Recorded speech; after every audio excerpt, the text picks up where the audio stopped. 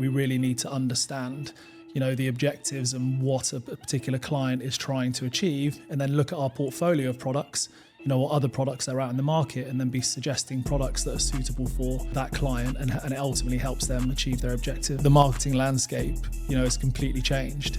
I think we have to look at sort of paid, earned, owned channels all working together. It could be paid, working with SEO, working with content, working with our analytics teams. The brands that have really got it right are consistently communicating, tailored messaging across all of those individual channels. So every time you interact with that brand over a particular channel, it's the same message that you're getting. And I think that's super important today. I think customers expect that. If we want to evolve, and I think we do some amazing stuff in this region, but if we want to keep being on the top, then I think we need to be, connected to these big technology companies, connected to, all of our agency groups around the world, seeing all this cool stuff, sort of going on. How do we bring this to you? How do we use AI? How do we use VR? How do we use augmented reality? Like all these technologies, how can we start to bring some of this to life and start delivering some really cool stuff? Hi, Stuart. Hey, great to be here. Yeah, finally made it to the podcast. Welcome. I'm really happy you're here. I'm really happy you've made some time off your weekend to make it here. No problem. How has your weekend been? It's been good. Yeah. A bit of relaxing yesterday. Kids parties. Okay. It's the usual form for me. Sounds like a very relaxing time. Yeah. Yeah. Getting ready for another week of work. Yeah, in this another busy week. Advertising world. Absolutely. Managing top clients, top brands. Yeah. Yeah? Yeah. Why don't you give our listeners and viewers a little bit of a background, introduction and background about yourself? So I'm Stuart McKay. Background's, I guess, a little bit different to, I guess, what you might come across in the agency world. So started my career in sort of project and program management about 15, 20 years ago.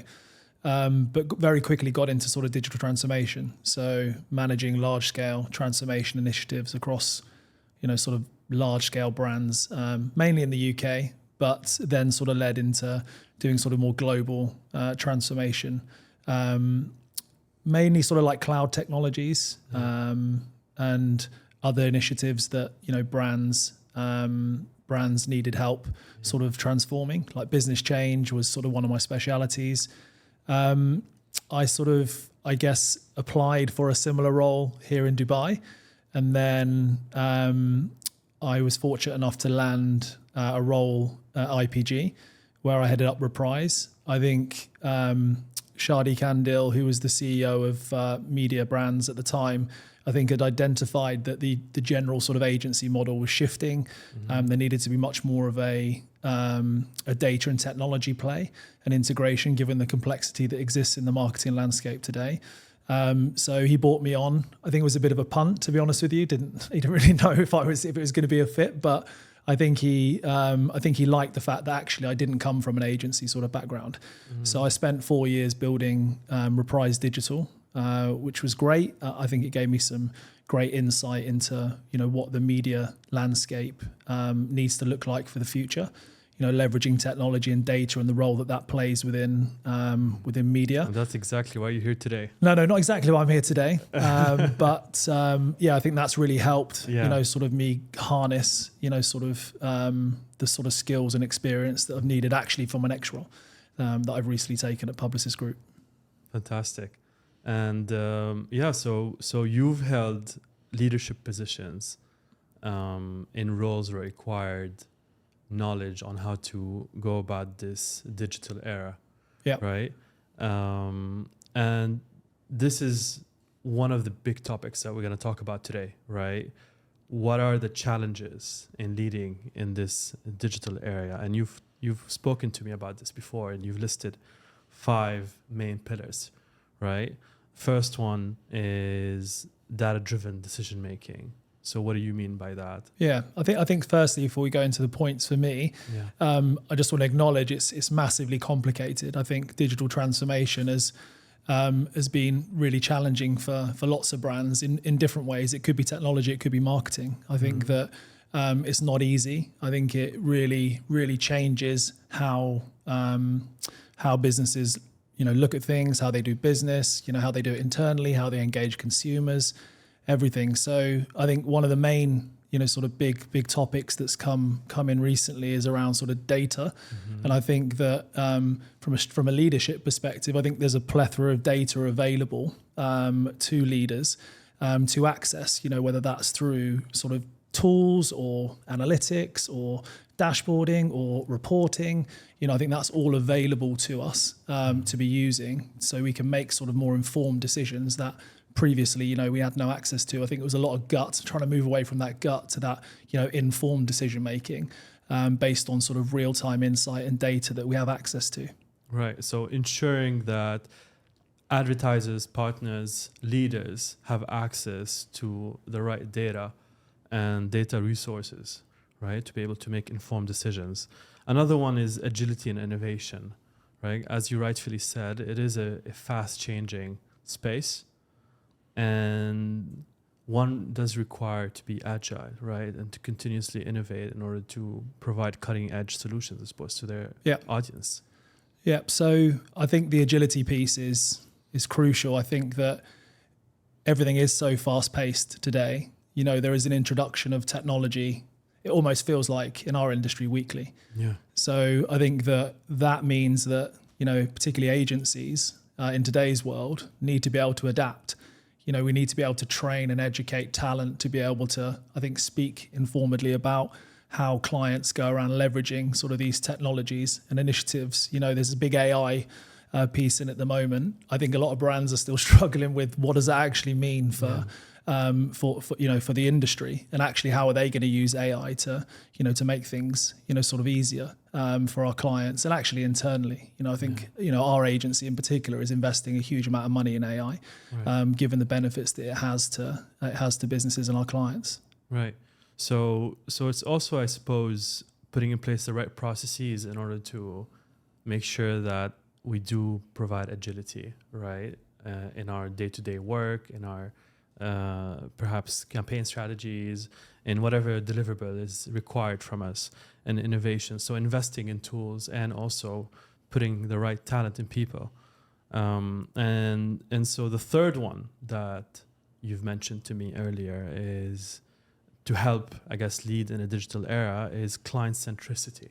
Yeah. Right. And I feel like this one is everlasting. It comes from a traditional, I guess, place, but it's very valid today as well, right? Yeah, 100%. So I think working with lots of clients in the region, it's all around personalization, return of investment. I think putting that client, sort of at the center of everything you do is absolutely important. I think we've got to be able to understand sort of the objectives of the client specifically, and then tailor solutions around what makes sense for them. There isn't I don't think there's a scenario now where, you can take a solution for an FMCG client and roll that out for a tourism client. I think we really need to understand, the objectives and what a particular client is trying to achieve, and then look at our portfolio of products, what other products are out in the market, and then be suggesting products that are suitable for, that client, and it ultimately helps them achieve their objectives. Right. And I feel like there's an overlap with another point that we'll speak about later, which is client leadership, right? Which is a very interesting point to discuss. Let's move to the fourth point, which is which you've listed, which is cross-functional collaboration. Yeah. Right. So I'm big on this, Yeah. Tell me more about it. Like, what do you mean? Who would be the teams that would be collaborating in this sense? So I think that, I guess, the traditional sort of agency landscape was very much, we do media, this is what, we do, or we do digital marketing, and this is what we do. I think that actually the marketing landscape, has completely changed. I think we have to look at sort of paid and owned channels all working together. So that could be, it could be paid, working with SEO, working with content, working with our analytics teams, working with our data science teams, working with our marketing technology teams. I think that what we see is, when we get introduced to a lot of brands, there's a lot of silo behaviors. And actually, these interdependent functions are generally off working on their own, which is quite frustrating. And actually, it has a detrimental impact on, what the brand is trying to do. I think bringing these teams together, because they all have dependencies on each other, I think that having them work together generally leads to a much more positive result. I think creative, working with paid media, working with organic search, working with content. I think if you can harmonize that and have that working together, sort of under a single sort of ecosystem, connected ecosystem, I think that drives better results for clients. Right. I think it's massively important today. And I think that, I think it has implications when they don't work together on the ability to offer these more personalized experiences. I know I don't want to sort of overemphasize the whole personalization piece, a bit of a buzzword today, but I think that it really does impact a customer's ability. If you're communicating differently on multiple different channels, then it's confusing for the customer. I think that the brands that have really got it right are consistently communicating, tailored messaging across all of those individual channels. So every time you interact with that brand over a particular channel, it's the same message that you're getting. And I think that's super important today. Yeah. I think customers expect that. Yeah, I think personalization is definitely underrated. I was looking at a stat the other day that Gen Zs in the UAE, or 73% of Gen Zs in the UAE, expect brands to be communicating personalized messages, right, to them. So highly underrated. I don't think brands and teams are doing enough. From a setup perspective, when you say cross-functional collaboration, so you've mentioned that content, SEO, paid, owned, web, data, all these teams need to work together. Yeah. Does that call for to hire someone who's a generalist, right, to be able to maneuver all these teams? Yeah. Or no, or is it more about putting together the right process, right, for these teams to sit together? Yeah, I think firstly, from my perspective, I think you're not going to be in a scenario. It's unlikely for you to be in a scenario where a single agency owns all that business. So the first things first, I think it's the removal of the barriers that exist maybe between all those different agencies working together. Yeah. So I think you've got to have somebody that understands the value of all of those agencies working together. I think that's absolutely crucial, because if that doesn't happen, and the agencies aren't almost brought into line to work with each other, then it's very difficult to achieve that sort of, integration that you're looking for. Yeah. So I think that, talent, and that's sort of the next point. I think having somebody that has an appreciation for all of the various aspects of, that digital marketing ecosystem today is essential. I'm not saying that they need, you need somebody to be deep expert, have that deep expertise in absolutely every area, because I think that's virtually impossible. But somebody who has an appreciation about how they all work together. And then I think within each of those various buckets, you can have that subject matter expertise that you need. Right. So I think it's very important that clients today invest. They have that resource and capability on their side, as well as, the agencies themselves having those skills and those skills and experience. I think that's absolutely crucial. I think it becomes quite difficult when, it may be just one-sided and the agency has all the skills and experience, and then I don't know, sometimes the clients may feel that when the agency are maybe coming up with a proposed solution, it's the agency are only proposing this solution because there's a benefit to them, as opposed to actually having somebody on the other side saying, oh no, that's actually a really good solution for us. And I think that what makes sense is actually the agency remaining agnostic, proposing a number of solutions to clients, and you have somebody who understands it their side, who then makes the informed decision about which solution they want to move forward with. Right. It's not about the specialization skills more than it's about the leadership skill, right? To be able to get the most out of these different 100% specialty teams, right? And get them to work together. Yeah. So it's a leadership skill. And I think, exactly, I think I spend a lot of my time today, bringing the right people into a room. I'm not the expert, but bringing, this, bringing all the right people into the room to have the right conversation and ultimately drive the right outcome. And I think sometimes, getting a lot of technical specialists in a room or subject matter experts, sometimes it takes a while to get to the to the end result. But I think that, through my experience, generally I can cut through the butter as such, right? And drive these conversations to the right conclusion, that ultimately benefit the client at the end of the day. Yeah. And you mentioned removing silos, right, Yeah. from different agency teams, and Yeah. also you also mentioned that not one or no single agency team can cover it all, right? And there is a topic that we'll get to that I guess taps into what's the right agency model, and I do want to talk about the united front sort of solution that agency groups are offering for clients. Yeah, I think just to go back to your point there, I think there is a scenario that one agency, a single agency, can offer every service. Okay. But I just think with how fragmented it is usually within clients, that generally is not the case. But what you're starting to see now is actually brands understanding the value of having an integrated marketing solution and then one organization to work with. So so those barriers don't exist, sort of right away, as opposed to, if you let's say we win a client and a client has had 3 or 4 different agencies in and we've only got a particular part of that scope, that's sometimes more of a difficult challenge. So you're starting to see a lot of agency groups propose a more integrated proposition, which I think is more attractive. I come from that sort of, that sort of world where it's all about that integrated proposition and the value that brings, as opposed to, I guess that fragmented type of architecture that you see, or fragmented type of sort of agency engagement model, which I think drives a lot of complexity into brands. So what does this mean from a client side, from a client perspective? Yeah. You do have agencies that offer that type of model. Yeah.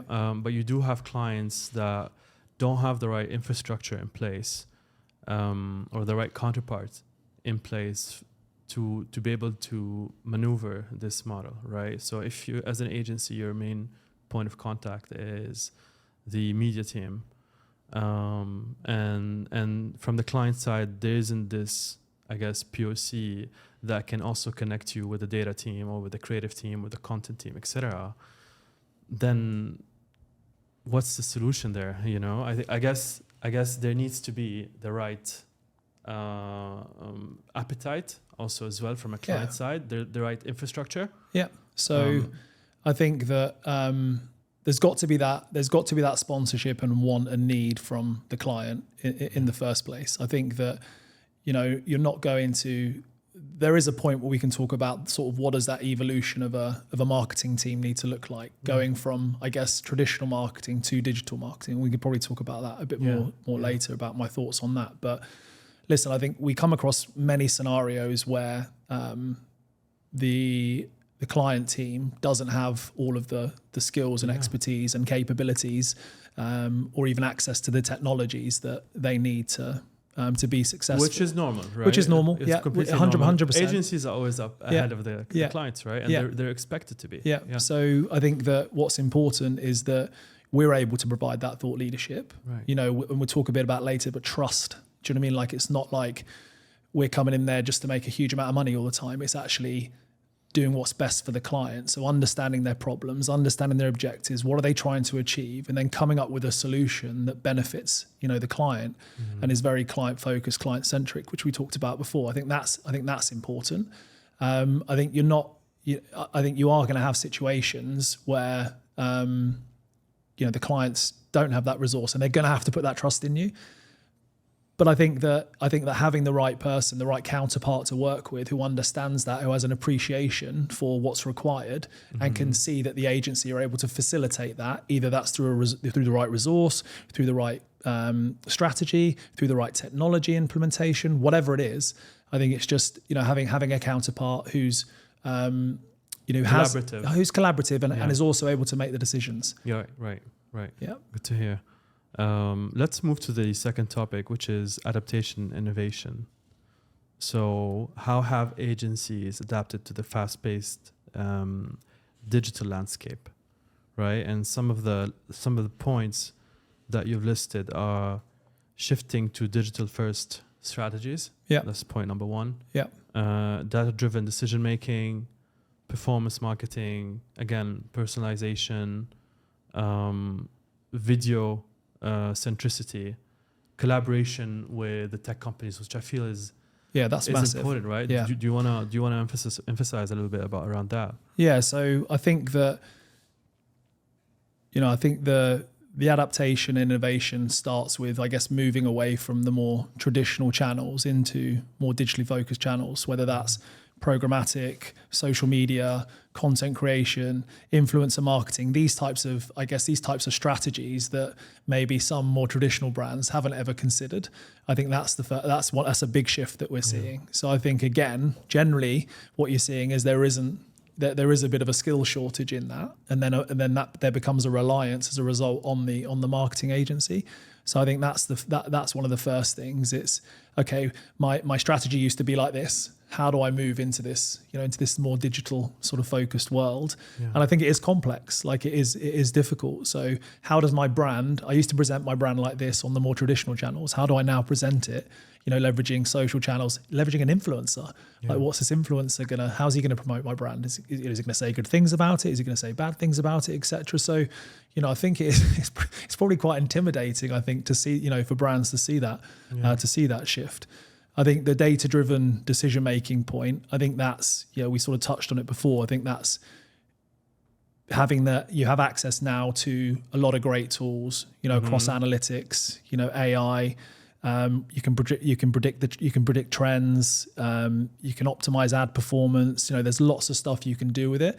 You're even seeing data science come into marketing. Around some of the models that you can do, mixed marketing modeling, or propensity modeling. There's lots of stuff available to clients, I think, that allow for better, more informed, data-driven decision making, which is great. I think that, because I think at the end of the day, marketing leaders are accountable to somebody, and generally the CFO is going to be asking questions on what's the return of investment based on the money that I've given you from to spend on marketing. So that comes up a lot, and obviously we have to, I think, help sort of provide that justification. And fortunately now there are a lot of techniques available for us to use to justify and warrant the spend that goes into marketing, which is great. Yeah. The performance marketing piece, I think that's great. I think a lot of brands now are starting to move into that whole performance piece, which I think allows for much more measurable outcomes. We have click-through rates, we have return of investment. I think these are metrics as well that I think that where in the past maybe that didn't exist. I think there is clarity between the brand and the agency about how reporting. What are we both in this for, and actually how are we going to monitor and analyze our results of our marketing activity, which is great. I think the personalization aspect, super difficult. Like I think very difficult as well for some of the traditional brands, right, who have a legacy and heritage technology. I think much easier for new brands who have sort of greenfield technology, cloud-based solutions, easy to integrate, API connected.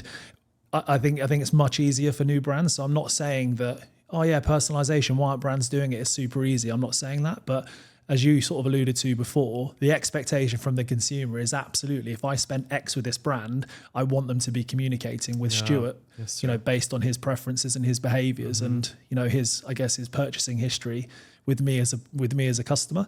So I just think that becomes a necessity. So actually, I think that needs to be right on there on the agenda from a transformational perspective in most brands. If you're not able to communicate with a consumer across multiple digital touch points, then I think you're really behind the times. And what you'll see then is actually consumers moving towards these newer brands that are able to do that. Because as well, there's a big trust element as well there, right? If a brand's communicating with me because they know me, then I'm like, I'm happy spending my money with this brand because they show that they know me. There's a brand that I use, not to plug anybody, but a fashion brand. They send me clothes and ideas before I even think about it. And actually, they're spot on. All of these clothes are generally clothes that I then go on to buy, whether it's for holiday, whether it's for the office or whatever. It's great. Yeah. And I think that you just see through the smile that, I enjoy that. It's good. It's fantastic. I think a lot of banks are starting to get there as well, putting financial products in front of you, when you want them. So I think this whole sort of like personalization piece is massively important for clients to get a hold of. Yeah. Let's jump to one that I'm particularly interested in, and I feel also it's not widely touched on, which is collaboration with tech companies. Yeah. Right? I guess setting up the right partnerships with these tech companies who are quite influential, right? Yeah. Got a lot of power, a lot of money. Yes. Yeah. Right. Yeah. Yeah. So I think, listen, I think digital marketing agencies really are only as successful as the partnership ecosystem that exists around them. To be honest, I think that those relationships are incredibly important. Not just because of who they are, but I think it's all about the solutions that they're able to, their own solutions that they're able to offer. I think there's a massive sort of training and education piece that goes in there as well. I think from an agency perspective, I think our teams have got to understand, those platforms. They've got to really know how to work with those platforms. All the variations that we're able to do through. It could be like TikTok or Meta or Google. I think that collaboration is hand in hand. I don't think we would be successful without that sort of partnership ecosystem. So for me as well, like ensuring that you have that governance and control around that partnership ecosystem, so that you're directly working with these these big tech companies day in, day out, to ensure that you're getting access to alphas and betas and all of these cool products. That they've made a change in the US, for example, and that's going to impact us here in the Middle East. What that's going to do, we're able to then update our customers as to what's happening with particular products and stuff. I think that the relationship with these tech companies should allow us to be ahead of the curve in terms of I think the tech companies understand that we're their advocates, on the ground. Yeah. So I think the more education, the more we know about their products and how to use them, I think the better. Yeah, I think there's absolutely room for agencies to take on a role in which they're able to provide sound advice about these platforms, more efficient and valuable advice than the platform reps themselves. Especially when it comes to the point that you've mentioned earlier, which is looking at what's happening in markets abroad, in developed markets, and raising the question as to whether that can be applicable in markets here. 100%. I think that either within the agency group or a specific client team, I would love to see an SME per tech platform that is our go-to person for that platform.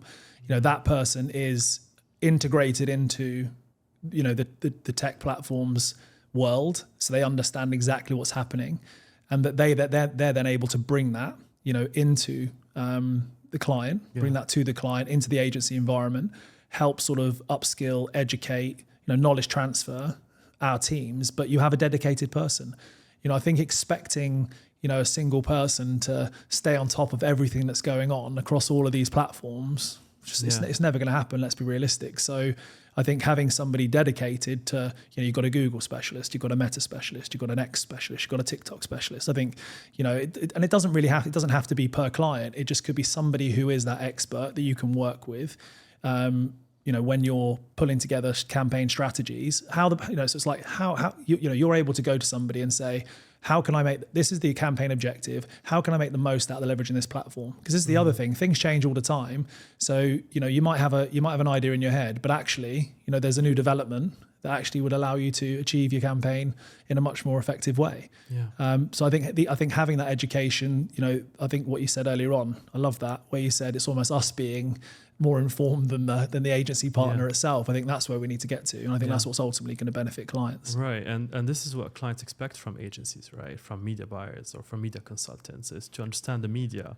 Yeah, I think the amount of times I've heard from clients that we need to be one step ahead of them, we absolutely do. Do you know what I mean? I just think it's essential, and I think as a client, you want that, because I think you want that reassurance that your agency knows what they're doing, and I think the more sort of thought leadership, innovation that you can bring to the client, and you're putting things in front of them, as opposed to the client saying, "Oh, I saw something on X platform. Why haven't you talked to me about it?" Right. I think that's super important. That helps credibility, helps trust, and I think we'll talk about a bit more about what's needed to sort of ensure these relationships sort of flourish later. But these things all help. Fantastic. Cool. Let's jump to the following topic, which is skills for digital leadership, right? What critical skills are essential for leaders to succeed in a digital first world, right? Okay. So some of the points that you've listed or you've highlighted are digital literacy, adaptability and agility, data-driven, again, decision-making. That is very important. Yeah. And one that you may not expect to see, which is emotional intelligence. Yeah. Right? I'd like to hear more about I'll talk this to you one. about that. Yeah. So I think the digital literacy piece is important. Now, again, I'm just going to caveat that I don't think you need to be an expert in absolutely everything, but I think you have to have an appreciation how various technologies, sort of work together. And I guess, what does that integrated ecosystem need to look like to ultimately benefit the client? I think that's super important. So I think that's the analytics piece, the AI, the cloud computing. I think in today's world, that's essential. Right. So especially that you mentioned, sorry to interrupt you, but you mentioned earlier that how data is important, right? And driving decisions. Yeah. So what is it that clients need to get access to data, right? The technologies that need to be put in place. So you need to understand, what are these technologies, what are these tools, etc. The adaptability and agility piece, I think, that comes with the pace of change. Like, I think that, technology is constantly evolving, and I think it does sort of plug into the digital literacy piece. It's like, we've got to have an appreciation of what's coming, and when technologies do land, we need to understand how they're going to plug into a client's environment. And they do land. They do change. So they could be at a platform level. They couldn't be at a channel level. 100%. Right. Yeah, and I think if you've ever seen that, well, we've seen it recently, but the latest sort of marketing technology landscape map. Yeah. Gosh. I mean, I can't even remember how many products are dots. on that, but they're literally little dots, right? Yeah. Insane. So if you're a client, how are you digesting that? Like, how are you looking at that and going, or is it just like you're just randomly picking a solution? Like, I think that brands rely on us to be able to, come to them with what's the right solution. I think I've sort of picked up on that earlier on. So that's super important.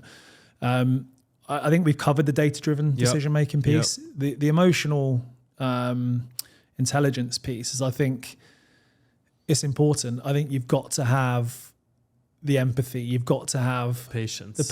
You've got to have some of the softer skills. Like, I think that you're not going to get it right every time. You've got to have the resilience. Do you know what I mean? I think that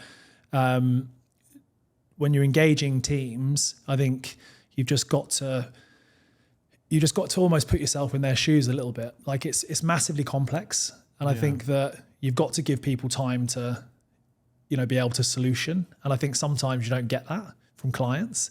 I think that, or maybe even internally. Do you know what I mean? Like, things generally roll downhill. So, teams get put under pressure, but I think you've got to, myself as a leader, I think, create a bit of space for people to do their best thinking. I think that's super important. So, you've got to be empathetic to the situation and what's going on. And I think some of the asks that come from clients are massively complicated.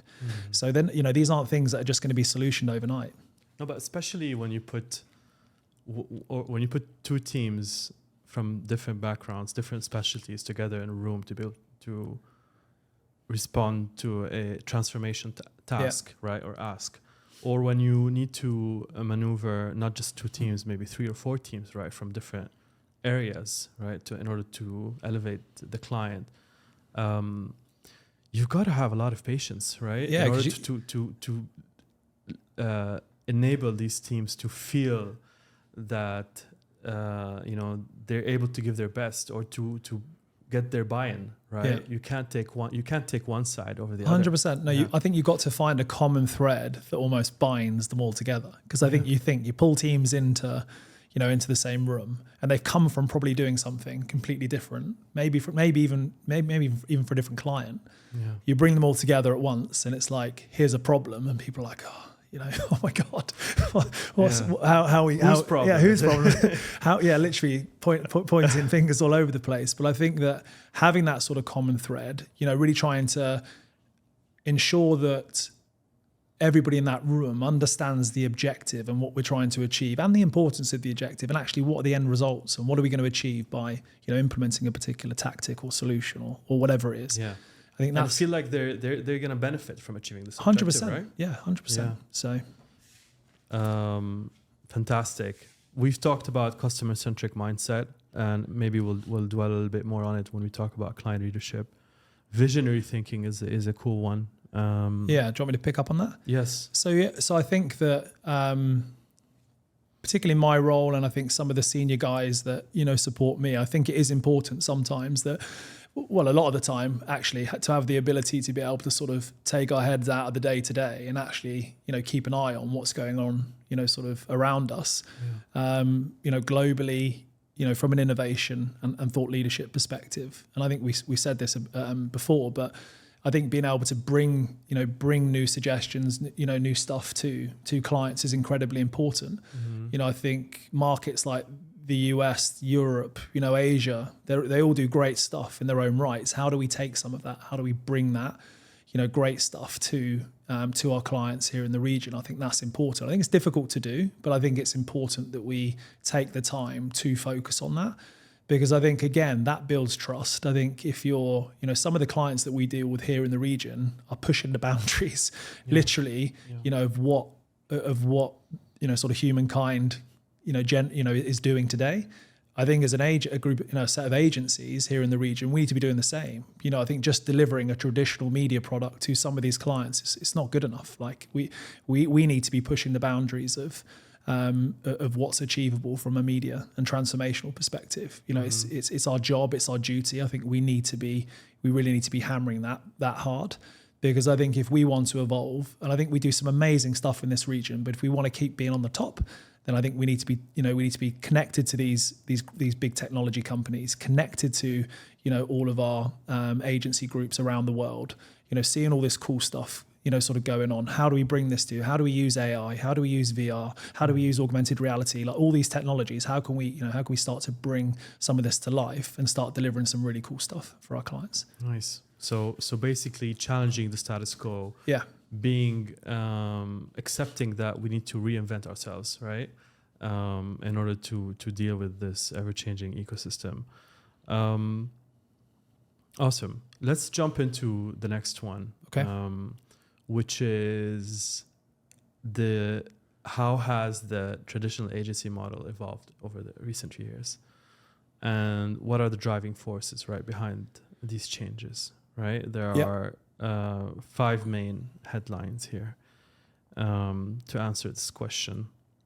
Well, the first one is the shift, right, to digital and programmatic advertising. So we've seen a drastic shift to digital in the past 10, 15 years.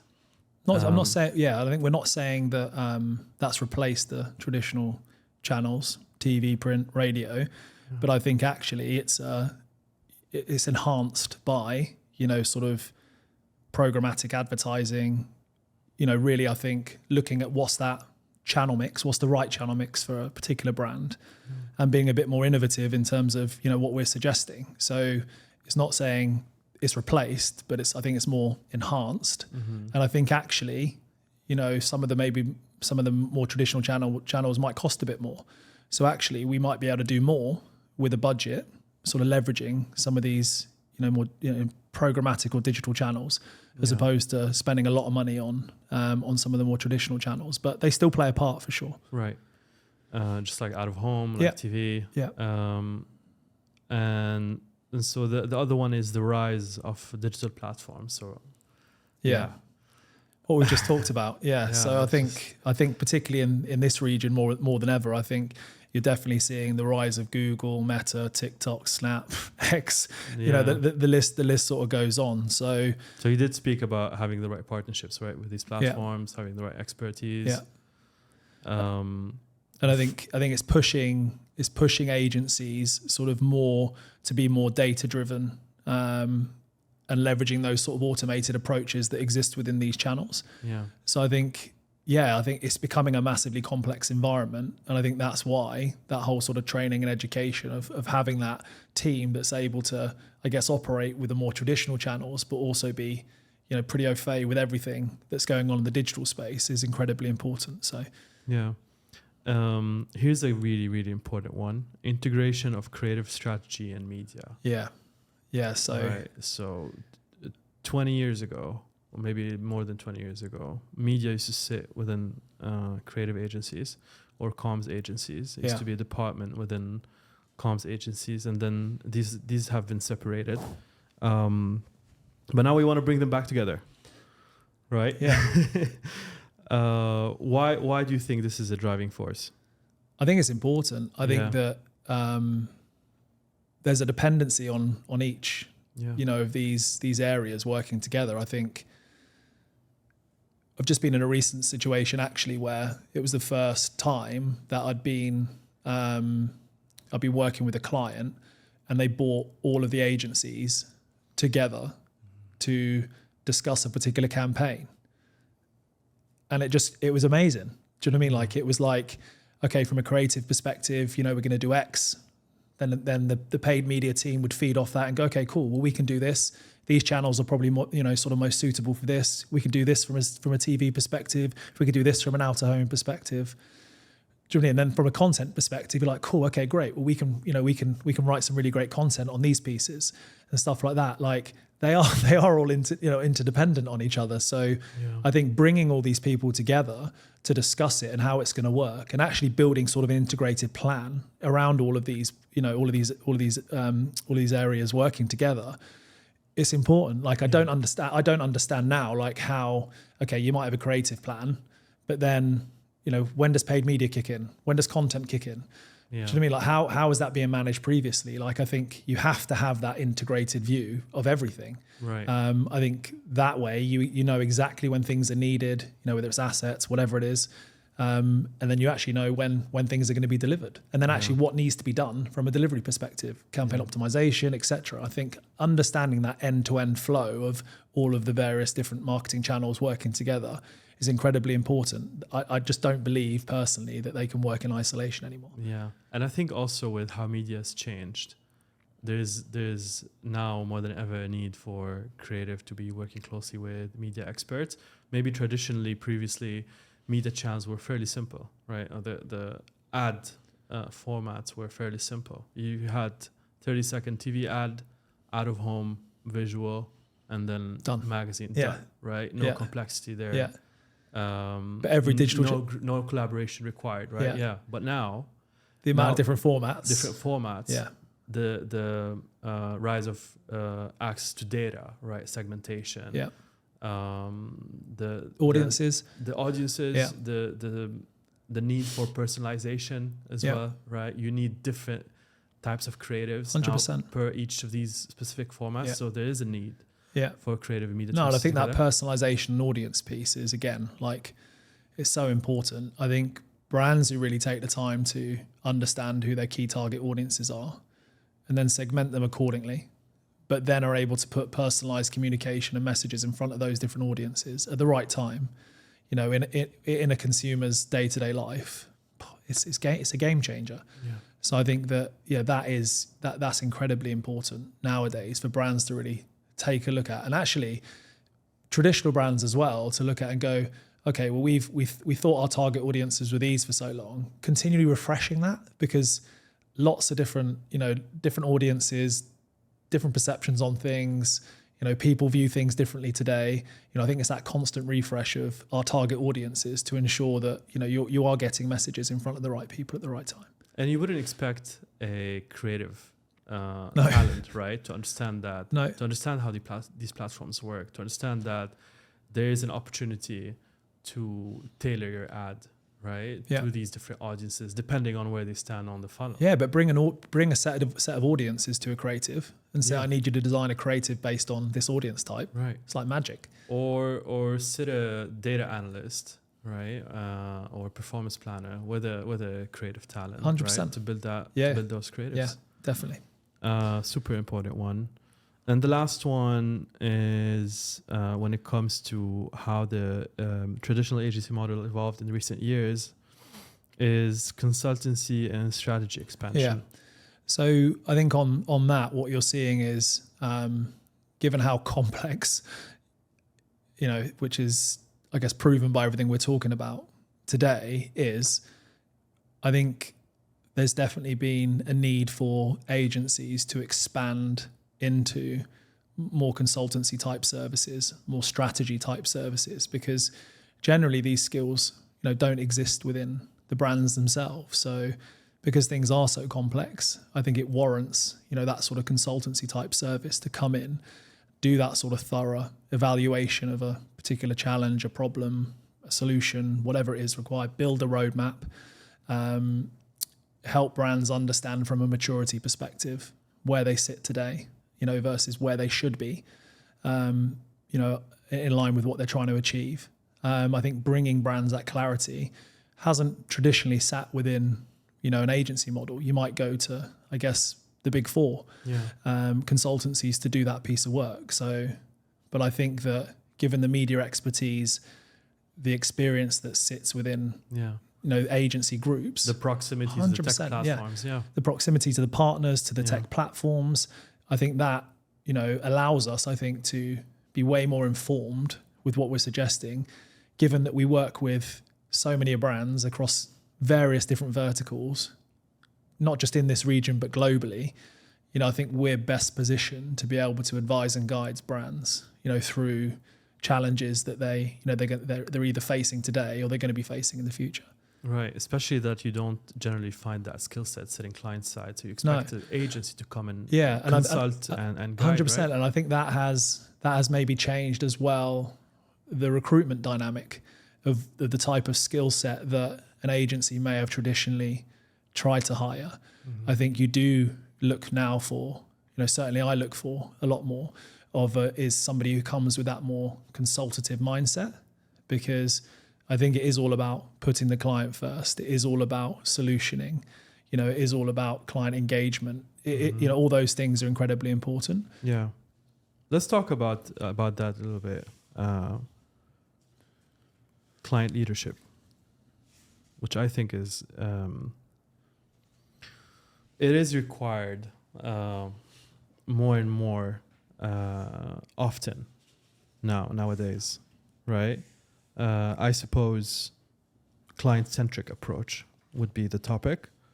In what ways does this new agency model, right, place clients at the center of all strategy and operations, right? So I suppose you started talking about hiring the right talent, right, that have this consultancy mindset, and building also strong client relationships, right? I think it's important that the consultant or the media consultant and the client enjoy a healthy relationship, right? A collaborative relationship. Yeah. I think we've seen non-collaborative relationships not really move the needle, right? As opposed to relationships with clients that are healthy, that are positive, collaborative, do a lot more, right? What are the critical strategies for fostering a good long-term client partnership? So perhaps you can talk about, I know that you've listed a couple of really good points here, but I also know that you've experienced some really good relationships in the past, right? Yeah, good and bad. Good and bad. Yeah. The bad ones you learn from. Yeah, for sure. Yeah. Tell us a little bit more about the ones that I think. Or what did you learn from the bad ones? Yeah, I think that we'll start with, I guess, what I've learned from what it's taken, I think, to build some of the longer term partnerships. I think trust is number one. I think you've got to demonstrate that you really have an appreciation for, what the client's going through, the ambition and what they're trying to achieve, and you're bought into that. Do you know what I mean? Like at every stage, and you're in the trenches with them. Put your ego aside. 100%. I think that you've got to almost become, I think, an extension of the client's team. Right. I think that's incredibly important. And how do you do that? You've listed some of the things here: consistency, transparency in communication, regular check-ins. So small things. Small things. But I think like the consistency in let's talk about the consistency in and transparent communication. I think that it's not all going to be good news. Do you know what I mean? But I think that sometimes there is you do get situations where people are like, oh, do I want to deliver that news? But I think that you should be comfortable in that partnership to be able to discuss good and bad news. Mm-hmm. It's not all going to be roses. Do you know what I mean? Like, I think that you are going to have some difficult conversations. There are going to be changes to scope. Things are going to be delayed. Yeah. But I think that you've got to face into that. And I think that facing into it is one thing, but also almost coming at it with there is going to be a delay, but here's what we're going to do to, minimize that delay.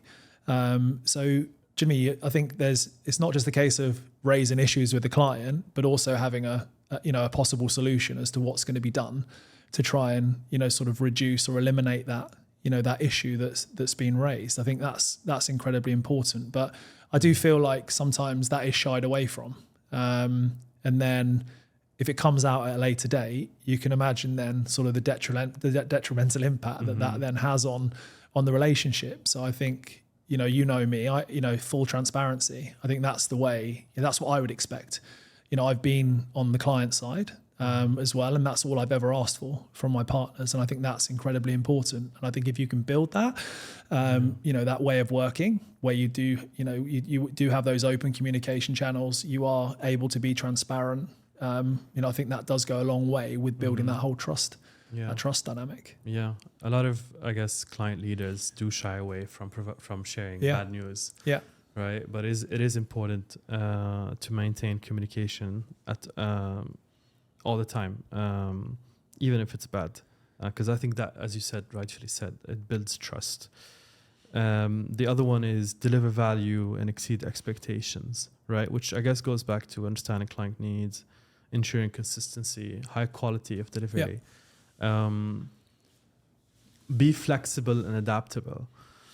We do seem to sometimes overlook the client's position, and we don't always put ourselves in the client's shoes, and so we do need to, I guess, be flexible, right? Yeah. I think you've got to be conscious that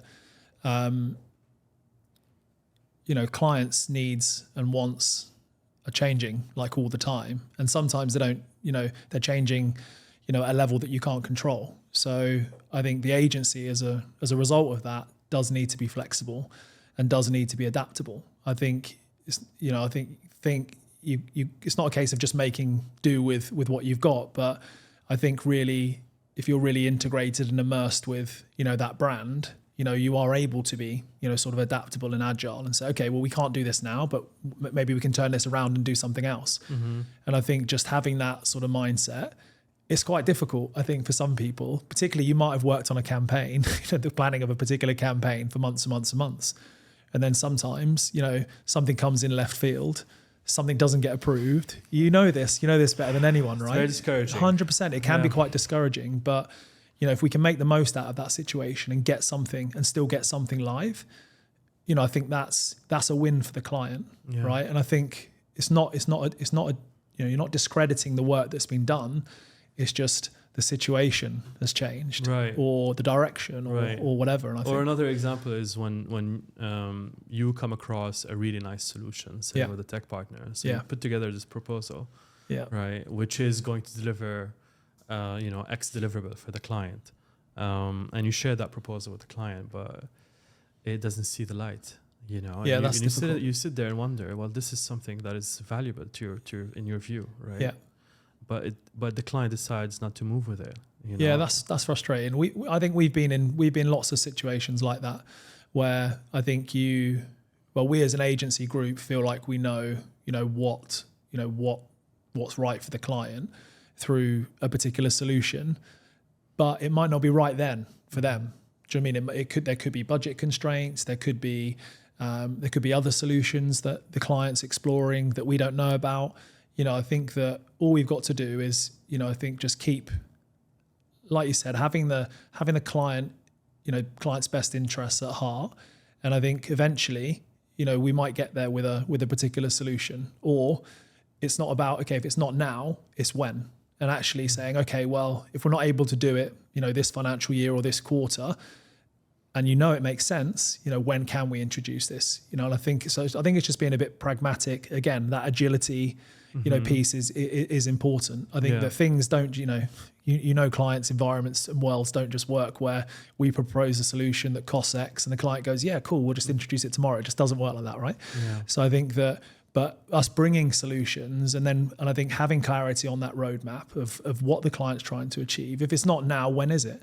Because I think that clients are interested in sort of that whole maturity curve, and a particular solution that we might be proposing might be a big step forward on that maturity curve. So they will want to do it at some point, but there's lots of things that might interfere with us, I guess implementing that solution at that point, at that particular point in time. Lots of factors that need to be considered. So I just think as long as the client's aware of the solutions and benefits that are available to them, then they can ensure that it gets on their annual plans and the budget's there, and then eventually, hopefully, we can move forward with the delivery of them. So you mentioned, which I think is important, even though the client may not take the solution, which is at least providing clarity for the client in terms of what's coming, what's out there, which links back to the next point, which is anticipate issues and proactively solve these using whatever arising solutions are available or current solutions are available. Yeah, there's nothing worse than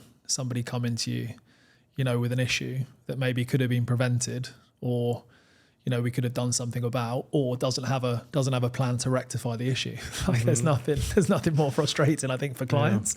So I think it's important that we digest the issue, whether or not we can foresee it or not, but we have an understanding, we communicate effectively, and in that communication plan is some type of resolution as to what we're going to be doing to address that challenge. I think that's all you can do. But I think not communicating and then the issue just happens, not having a plan to address the issue.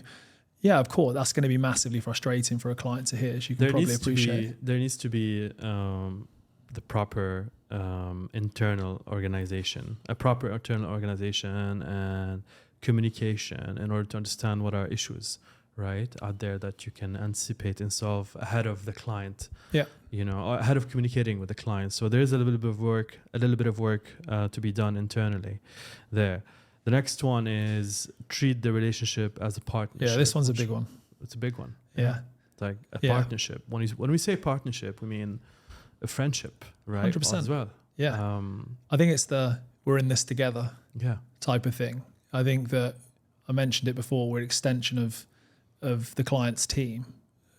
Do you know what I mean? I think that the whole traditional model that, you're an agency, you'll do this, I'll tell you to do that. I just think I just don't think that constitutes as a productive environment for people working on an account. I think that the most successful accounts are when there is a really special relationship actually between, the business director and the client partner, or even more at a senior level. And I think that because I think that whole trust piece is there, and we're able to we have that trust, and we're able to bring in innovation, bring in thought leadership, do some great work, win awards, all that good stuff I think comes from that partnership. But even it's not all about the good stuff as well. It's all about sometimes about the bad stuff. It's like we're going to go through this together. We go through the good times, we're going to go through the bad times, and it's it's being together through it, through the thick and thin. To be honest, I think that's really important. And I come from a sporting background myself, so that's been sort of embedded into me from a sporting perspective. You're not going to win every time, and sometimes when you're really up against it on the pitch, how are you going to get yourself out of this? And that is the coming together of people. That's not an individual. Right. Do you know what I mean? You've got that there's a collective something that binds you all together, and I think that's that correlates from sports teams right through to business teams, and to partnerships with clients. Awesome. The other one is, obviously, I think we've touched on this before, is to have deep understanding with the client's business, right? You have to have done your homework. Right, 100%, about the client. 100%, you need to understand what they do, what's their business model, what lies ahead for them.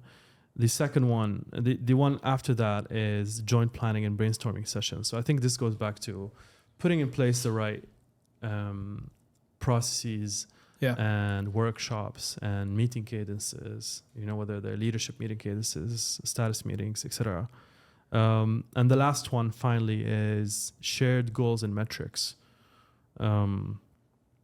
So what do you mean by that? Shared goals and metrics. Are we talking here about some form of revenue sharing model? Well, Or possibly. are we talking about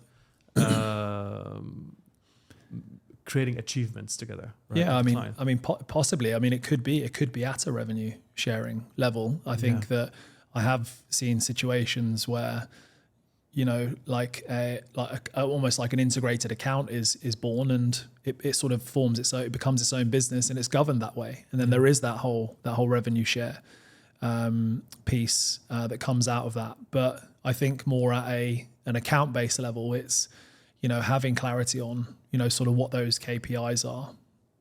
You know, you've co-created those metrics, the shared goals. You know, there's absolute clarity on them by both teams. So I think that's incredibly important. Yeah. And then, you know, we're able to regularly assess that performance, you know, based on real-time data. So through analytics, through the dashboards, through the reporting, we're able to sit together and go through, you know, our collective performance together. I think that's important. I would absolutely list those results on my resume, right? All those KPIs and metrics that the client's after, and is able to achieve. You know, these are things that even from an agency side, I would be proud to list on my, you know, list of achievements. Yeah, I think some of the times, right, you can imagine you're starting from scratch, and then you help brands turn themselves into these, grow themselves into these beasts. Do you know what I mean? Like where you've got millions of people, you know, looking at content, millions of people visiting the websites. Yeah. Do you know what I mean? Like I think that it is a hell of an achievement. Yeah. And as a result, if that turns into transactions, you can probably imagine the financial benefit that's having on a brand, and that's all to do with, you know, the work that, you know, agencies have done. Yeah. You know, in parallel with the brands themselves. We have a few minutes left. And we do have a couple of more points. So I'll let you pick. All right. Okay. I'll tell you what these points are. One is team dynamics and leadership, right? Challenges and opportunities there. The other one is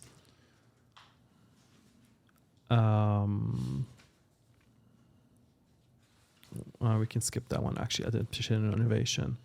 I think we can hone in on team dynamics and leadership, but under that there are a couple of sections. So there are challenges, there are the opportunities. How do you effectively communicate and collaborate within a large team? Yeah.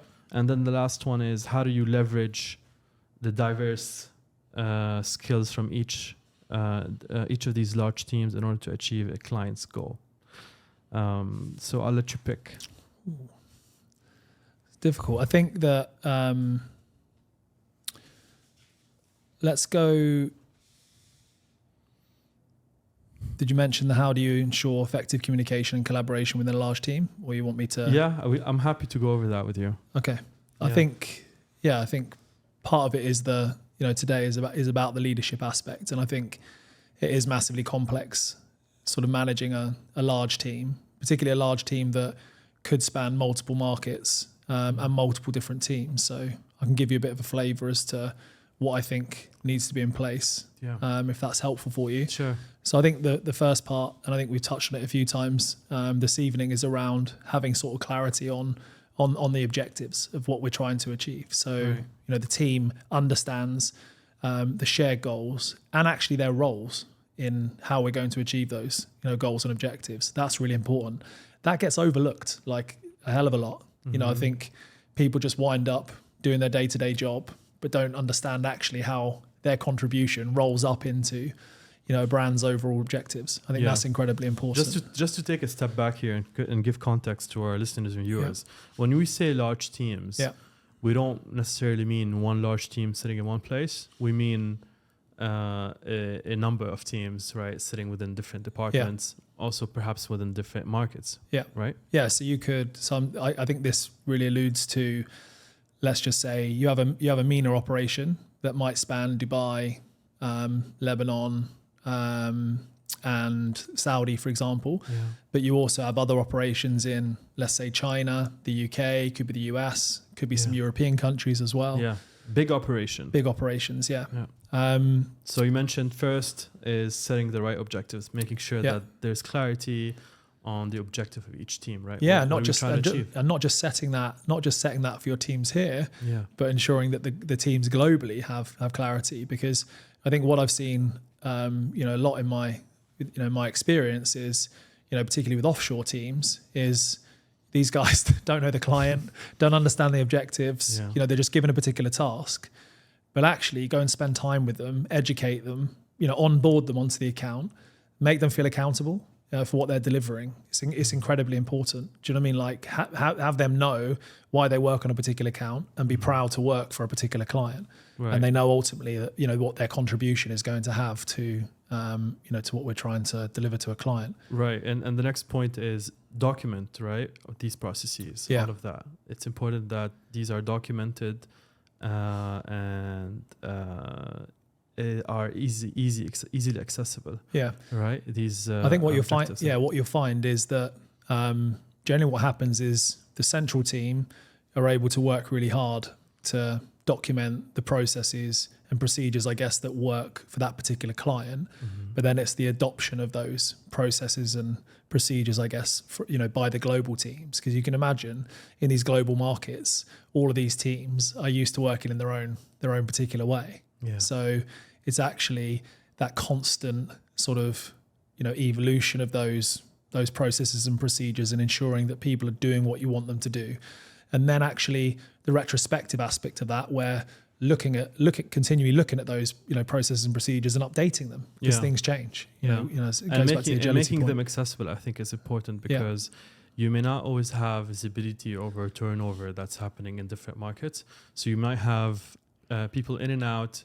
100%. You want to make sure that the new people coming in, have immediate access to clients' objectives, to the brief, that whole onboarding piece. Exactly. Yeah, that whole onboarding piece is incredibly important, right?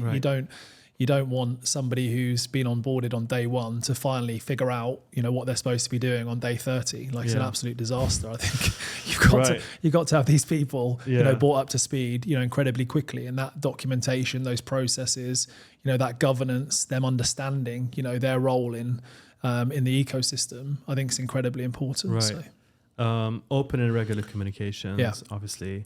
Ensure regular team and update meetings are scheduled, right, and are tracking. Feedback loops, right? I like this one. Yeah. Yeah, I don't think this happens too much, right? Yeah. I think that the whole feedback loop, so you've got to create a culture where, feedback, both formally and informally, is received. Yeah. Again, it's not all about just sharing good news. I think you've got to be comfortable and have the channels available to you to be able to, I think, be comfortable, sharing good and bad, updates. Right. That could be good and bad updates internally. That could be good and bad updates to management, whatever it is. But you've got to have a culture where people are okay sharing good and bad updates and don't highlights think, and lowlights. 100%. And don't think they're going to get in trouble as a result of it. Do you know what I mean? Like, right. Project management tools, Asana, Trello, etc. Collaborative culture as well through team bonding and integration of cross-functional teams. I think that's it's difficult important to build that human connection. 100%. Right? That's super difficult. Yeah. Given sometimes budgets might be at play, visas, some of the challenges that we faced ourselves. But I think at any opportunity where you do get the ability to get people together, I think COVID obviously, emphasized that things can be done remotely, but I think it's definitely not, the channels like Teams and Slack, and they're definitely not a replacement for human interaction. I think getting people together, whether it be you have a workshop in the morning to talk about the objectives or what we're going to achieve or what's the focus for, a particular financial year. Yeah. But then have an afternoon where we could go do something crazy. It could be, well, I don't think paddle's crazy, but we could go and play. Could go rock climbing. Yeah. Could do anything, right? but I think that is important. I think to have, to get to know people outside of work, get to know what motivates them, get to know what makes them tick. That's incredibly important because you don't know when you're going to need to rely on these people. Yeah. And sometimes, like people do have other things going on in their life, But I tell you what, if you spend the time and they get, and they understand you and actually you like working with your colleagues, they're way more likely to do something for you, sort of instantly, as opposed to you having to wait for, for something to, it could be next day or in a couple of days. So I think that whole team bonding piece, spending time with each other, whether it be a dinner, whatever it is incredibly important. Yeah, it helps bring the guard down, right? Sure. Lead by example, involve the team in decisions and delegate effectively, provide the team with progress updates. And I think this is a good one because you do want to make them feel as part of the team, right? As part of the leadership team as well. Yeah, I think that sometimes that, key updates are often sort of, I don't know, maybe only disseminated to sort of senior leadership team, but actually the guys on the ground are probably even more worried than, about particular updates than maybe the leadership are. So I think being able to maybe take that more executive update, desensitize it, and then, be able to get that in front of the team just so that they have an understanding of what is going on is important. I think it helps people relax. It helps them do their day job.